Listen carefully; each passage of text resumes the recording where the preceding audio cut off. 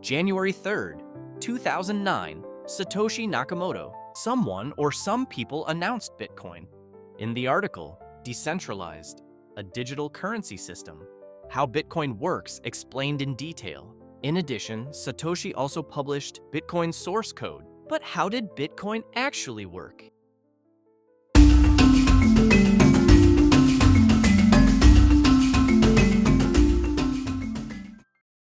Hello again. What do you know about Bitcoin? Let's brush up on our knowledge a little. The year was 2008. The world is being rocked by a major economic crisis. Confidence in banks has been shaken. People had lost their money in the hands of others. Right in the middle of this chaos, in a dark corner of the internet, there was someone there. Satoshi Nakamoto. No one knew who he is. We still don't know, but what he did would change financial history forever. Satoshi wrote the code for a digital currency he called Bitcoin. These codes were transferred to a USB flash drive, uploaded to the internet, and the first seeds of libertarian digital currency were sown in this way. And then the people who saw that code began running on their own computers. Decentralized, censorship-resistant, and untraceable digital currency was born.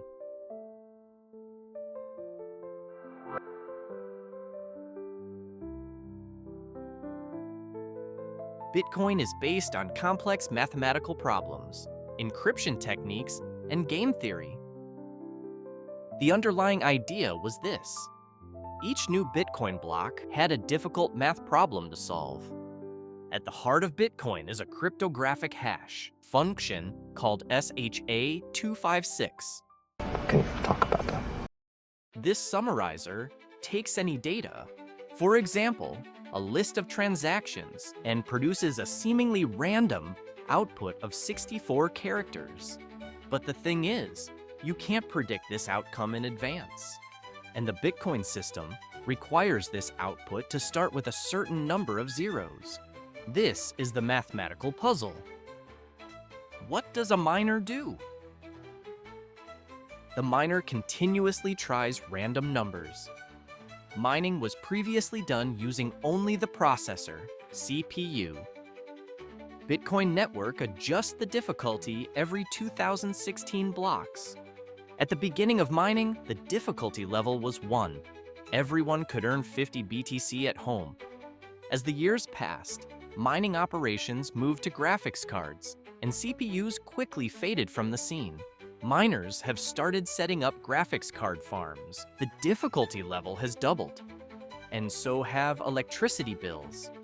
And today, ASIC devices are used, hundreds of times faster and more efficient than GPUs. And GPUs are now being directed toward altcoin mining. The difficulty level has increased millions of times, and the system still produces a block every 10 minutes. This also makes miners' jobs more difficult. Let's examine the work of miners a little more closely. As I mentioned earlier, the miner's goal is to find a nouns along with the block's content. Adding such a SHA-256 hash that. So this hash must meet a certain level of difficulty. And if it does not meet the hash difficulty level, change the nonce and try again. That was hard. So hard. Why is this process difficult?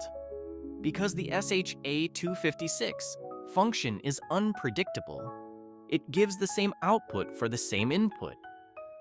But even a small change produces completely different results. That's why miners perform billions of trials. And when it finds the correct nonce, it meets the hash difficulty level. Block is accepted, miner receives reward. This system is called proof of work because miners really do work by performing calculations. The matrix? This makes the network secure and decentralized. And the more you increase the difficulty level, the longer it will take. But the reward you will receive remains unchanged.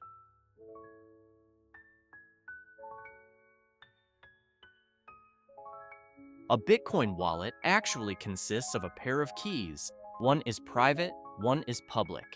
Is it safe? When you make a transaction, you sign it with your private key. The system never sees your private key, but it can understand that the transaction belongs to you. Each solved problem creates a block. Sure. Each block is linked to the previous one. This chain reaction creates such a strong structure that it becomes nearly impossible to go back and replay. That's why it's called blockchain. Oh, I get it. So, automatically adjusting the difficulty level makes it harder to manipulate or hack the system. The more mining is done, the more difficult it becomes. However, if we look at the current situation, rewards have decreased significantly due to excessive mining, and the process has become much more difficult. Bitcoin mining is becoming increasingly difficult. But you can still easily mine altcoins. But what are altcoins? So, let's see. Altcoin means alternative coin. All cryptocurrency projects other than Bitcoin fall into this category. I don't know.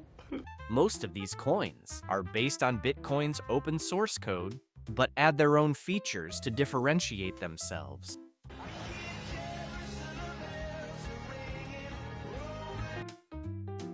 Desire for technical development. For example, Ethereum offered a system that could run software. Smart contracts, not just money.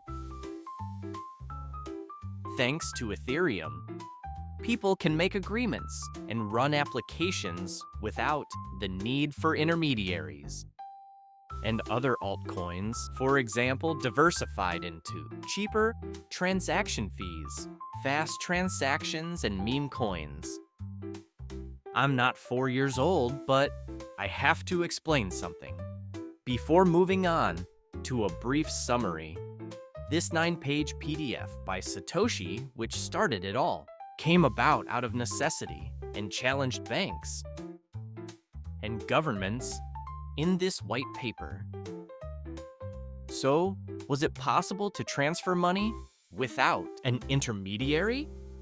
Satoshi said yes and proved it with mathematics. This document, only a few kilobytes in size, became the cornerstone of a $1 trillion market. Thousands of altcoins and decentralization. Cool. Cool.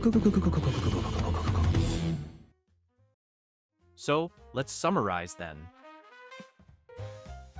Bitcoin's codes enable the creation of new Bitcoins by solving mathematical problems.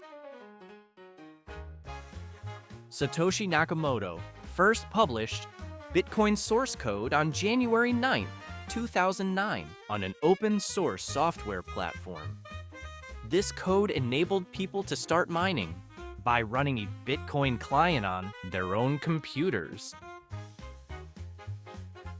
By solving the first mathematical problem, Bitcoin's limit is 21 million.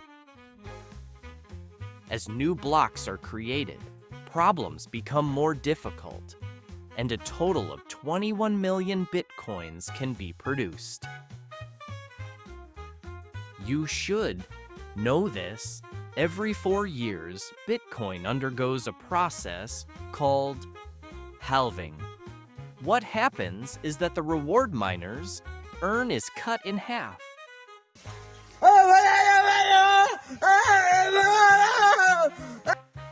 This means that less Bitcoin enters the market, supply decreases. And as you know, cryptocurrencies can now be used in real life. The best example of this can be seen in El Salvador. Okay, babe. So, I hope you learned something. See you in the next video.